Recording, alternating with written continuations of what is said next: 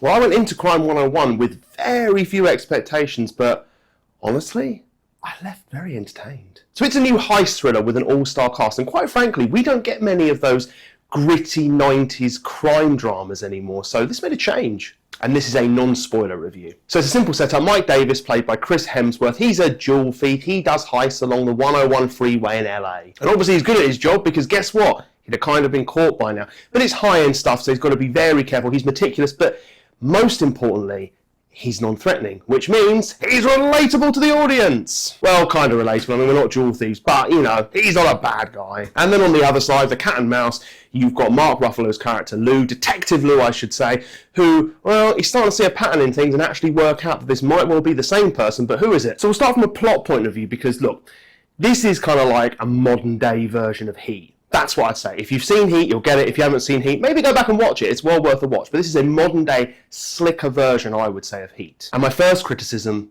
at 2 hours 20, they could have shaved this down quite easily. I mean, it just didn't need that long, maybe 2 hours at most. And when it comes to the plot, there were some conveniences in there, especially some of the characters. I mean, I've only mentioned 2 of the 4 main characters, but there were some conveniences there, some plot armor, some moments with that just were like, but it's forgivable is the thing. And when it comes to the feel of this movie, and look, the score, it was fine, did the job, but more importantly, Bart Layton, the director, he brought a kind of what you kind of say was a documentary style, not griminess, grit. I'd say grit to this, and I thought that was quite important in terms of the overall feel of the movie. It really gave it something good. And I liked when it came to, look, was this the most realistic movie ever? No, in a way not. But one of the things that I thought was realistic was Chris Hemsworth's character was really socially awkward, like really good at his job. I mean, the first time that he's ever had his perfect routine, you know, by getting grazed by a bullet, admittedly, which is quite lucky, but had his perfect routine possibly,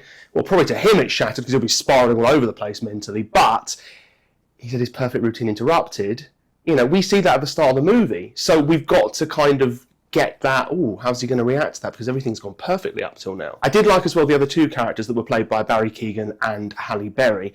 Look, they were sort of, okay, Barry Keoghan's character was like a douchebag. I'm going to use the word douchebag, not anything worse. And he was used quite heavily in the plot armor, especially later in the movie where it's like, okay, yeah, you needed this person to get you out of this plot situation. But Halle Berry's character, again, another good person who's playing by, well, she's good, but unlike Chris Hemsworth's character, she's playing by the rules, and you're like, another character you can root for, another character you like. Also, she's getting stiffed, so yeah, she should get a just desserts. And it's like, not that we would do a heist, but hey-ho, like, it's easy to root for her. They've done a good job. Barry Keoghan's character was good, was used for armor plot at times, convenience, and it's like, okay, fine, whatever, the rest of the movie was good enough. I also liked with Mark Ruffalo's character, I like with Lou that there was the sort of tortured cop, the sort of I'm married to my work sort of thing, and usually they do like, 23-hour shifts and then have an hour to get home, sleep, get back to work, and then carry on and somehow function in society over years.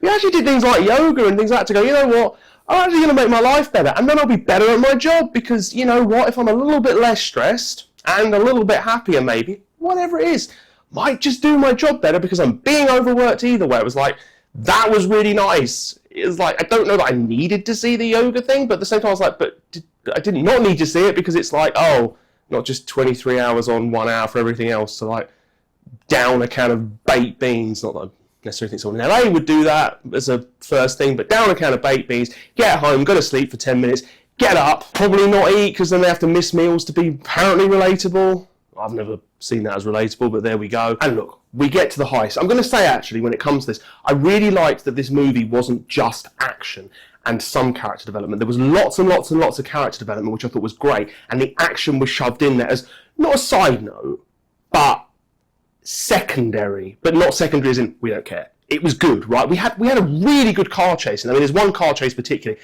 that is really, really done well. Not CGI heavy. And that just goes for this anyway. This is not a CGI heavy movie. This was really good. I'm not anti-CGI per se. It has its place, but not they're going back to Lord of the Rings miniatures here. The point is, it's done really well in terms of how it looks, how it feels, and the choices they made to go more character development than just action. Oh, run away, beat someone up, bang, bang, bang. Oh, nobody gets really hurt because it's a relatable heist movie. I thought those were good choices. So in conclusion, you have a stellar cast here, you have a pretty good plot, you have really good character development, and actually, I'm going to add in just at the end that the dating with Chris Hemsworth was incredibly realistic because he was socially awkward. It was like, hello, I want to convivialize and initiate the flirting, please. Okay, I'm paraphrasing. But it's like, you're incredibly awkward, but you're incredibly handsome, so you can get away with that. That was realistic because that's the only way he's going to get away with being like that before he actually learns how to date properly, though. As we see, he doesn't need to learn how to date because guess what? He can just be awkward Chris Hemsworth. So, good plot choices, good story, good character development. There were plot armor stuff. I would say that was a negative, and like the fact they had to sort of explain that we use characters to get out, especially Barry Keoghan. And it was a bit long, it was a bit plodding with the pacing. So I had a really good time.